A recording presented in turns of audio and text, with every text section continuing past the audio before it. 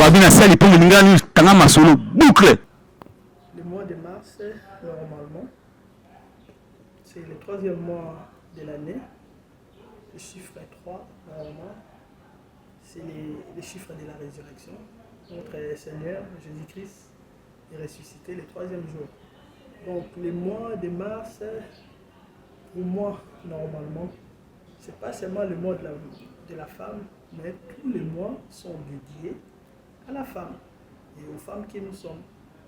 Donc il faut célébrer la femme du 1er janvier au 31 décembre. Bon, quant à ce que vous avez dit, et pour moi, selon la Bible, la femme qui sera honorée, celle qui mérite tous les mérites du monde, c'est la femme qui craint l'Éternel. Donc aujourd'hui, on se retrouve avec des femmes qui s'enivrent le 8 mars.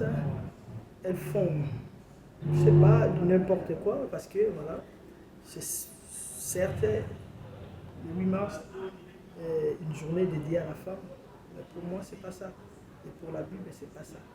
Donc pour les filles mères, je pourrais leur conseiller de se redresser. Parce que l'erreur est humaine. On peut commettre des péchés, des iniquités, parce que nous tous ne sommes pas nés saints. On a un parcours. Et Dieu nous a repêchés. Simon Pierre, c'était un rebelle. Dieu a dit, voilà, restez calme. Et lui, il a pris une épée, il a coupé l'oreille de cet homme. Et puis Jésus a eu à la restaurer. Mais le jour de la Pentecôte, c'est lui qui s'est levé pour parler de la part du Seigneur. Donc, la femme, c'est la dernière créature de Dieu. Regardons comment nous chérissons nos Benjamins, Benjamin et tout ça. Donc la femme, c'est un être que Dieu aime tant pour faire d'elle sa dernière créature. Après toutes les créatures du monde, c'est qu'il y a eu quelque chose. Et cette chose-là, c'est Dieu qui la connaît. Donc nous devons nous rapprocher, aller chercher Dieu pour comprendre qu'est-ce que c'est. Ah ben c'est ça, parce que nous ne connaissons pas ce Dieu-là. Et nous ne connaissons pas sa parole plutôt. Parce que la Bible dit, le peuple périt faute de connaissances. Quand nous lisons dans la Bible, on nous dira, ne vous enivrez pas du vin, mais soyez remplis du Saint-Esprit. Donc le Saint-Esprit donne, je ne sais pas, un sentiment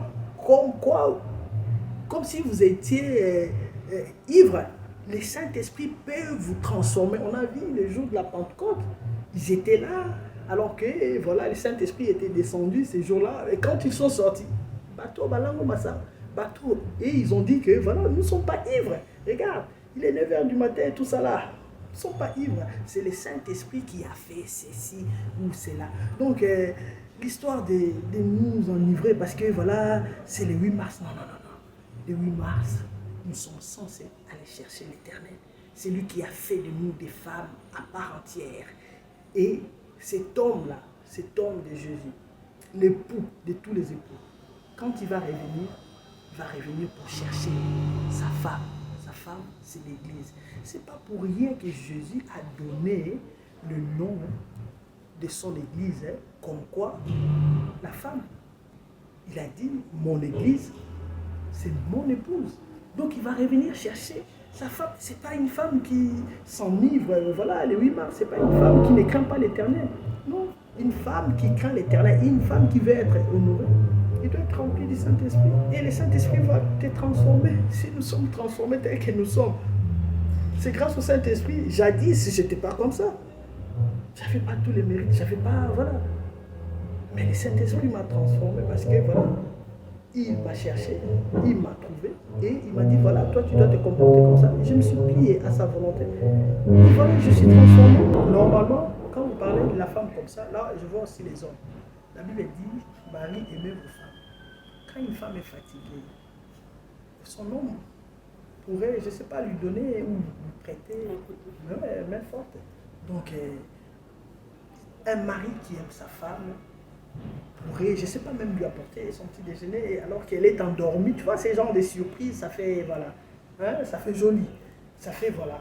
Et l'homme n'est pas censé préparer seulement le 8 mars. Parce que, bon, nous, Dieu nous a fait grâce. On a grandi un peu en Europe. On voit les Européens, comment ils se comportent.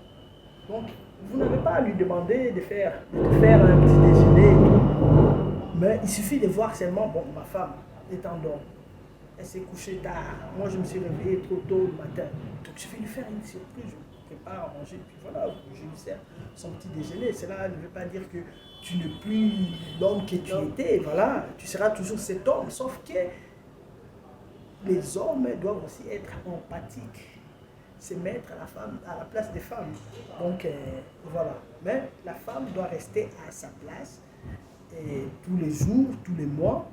Et le 8 mars, c'est une journée nous devrons normalement commémorer ce que les autres femmes ont fait il y a longtemps. Elles se sont battues pour les droits, pour nos droits. Et elles se sont battues pour que nous soyons émancipés. Elles se sont battues pour que nous travaillions, pour que nous votions même. Donc voilà pourquoi nous devons vénérer, voilà, d'abord Dieu qui a permis que tout cela arrive, et voilà, honorer aussi ces femmes qui se sont battues. Mais quant au truc des pagnes et tout ça, c'est pas parce que tu portes un pagne que tu vas devenir Premier ministre. Non. Donc voilà, c'est une idée caduque, c'est une conception, je ne sais pas, une tradition un peu erronée. Donc nous devons changer de mentalité. Le changement de mentalité fera de nous des femmes extraordinaires. Amen, amen. Un message pour toutes les femmes. Le seul message que j'ai pour les femmes du monde, de la RDC, de Kinshasa et surtout de notre église, la Restauration, et que Dieu nous aime. Hein? Dieu nous aime beaucoup. Et voilà, soyons patientes, intelligentes, sages, aimons travailler, aimons bâtir, parce que c'est à nous de bâtir. La Bible dit la femme sage, c'est elle qui bâtit sa maison. Donc aimons bâtir, aimons nos âmes, nos hommes, aimons nos enfants, travaillons comme Dieu l'a toujours voulu, et c'est alors que nous serons honorés.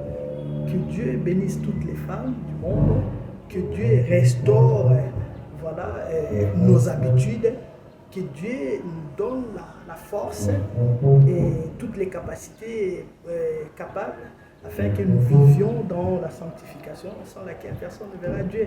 Les femmes, soyez prospères, soyez sanctifiées, restaurées, là j'ai déjà dit, et ainsi de suite. Que Dieu bénisse toutes les femmes du monde.